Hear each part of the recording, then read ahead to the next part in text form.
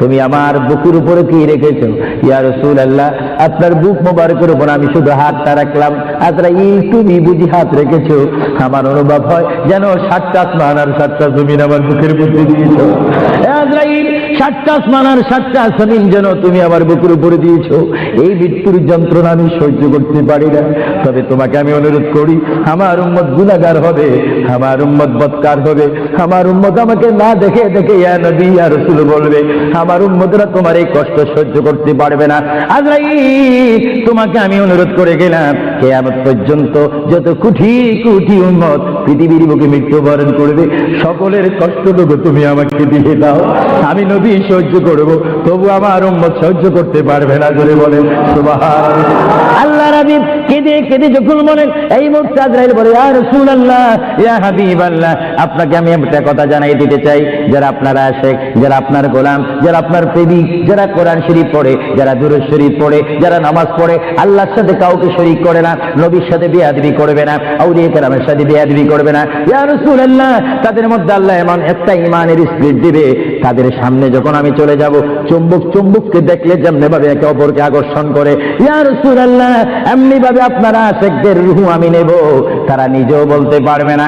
ময়দার ভিতর থেকে একটা চুল বাহির করতে যেমনি ভাবে ময়দা ডিস্টার্ব হয় না, ইয়া রাসূলুল্লাহ, আপনার চেহারা মোবারক তাদের সামনে আমি তুলে ধরবো।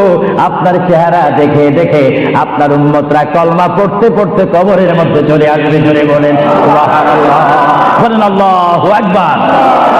আপনার সেই মৃত্যুর টাইমে রাসূলুল্লাহর চেহারায় আনোয়ার দেখতে চান কি চান না?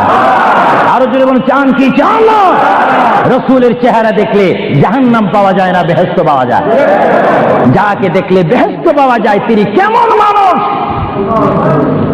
তিনি নূরের মানুষ, তিনি শ্রেষ্ঠ মানুষ, তিনি অতুলনীয় মানুষ, তিনি অতুলনীয় বাশার।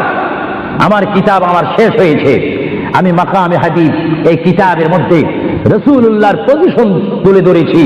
এটা আমার ব্যক্তিগত শিক্ষার থেকে নয়, ব্যক্তিগত চিন্তার থেকে নয়, আল্লাহর দেওয়া হুকুম থেকে। আল্লাহ কোরআনুল কারীমে বলেছেন, কুল ইন্নামা আনা বাশারুম মিসলুকুম।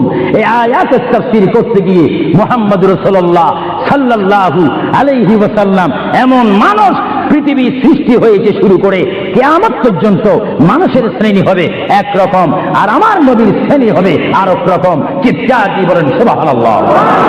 মানুষের হাতে আসমান পায় না, আমার নবী বলেন, আমি চলাফেরা করি জমিনে আর আমার হাত থাকে আসমানে। আরো জোরে বলেন না সুবহানাল্লাহ। এজন্য মুহাম্মদ রাসূলুল্লাহ আর আমাদের মধ্যে ব্যবধান আছে কিনা? আরো জোরে বলেন, আছে কিনা? আল্লাহর প্যারা নবী মুহাম্মদ রাসূলুল্লাহ রূহ মুবারক নেওয়া হলো। বুঝেন, যদি নবীও চলে যেতে হয়, সেখানে তো আপনার থাকার কোনো ব্যবস্থা নেই।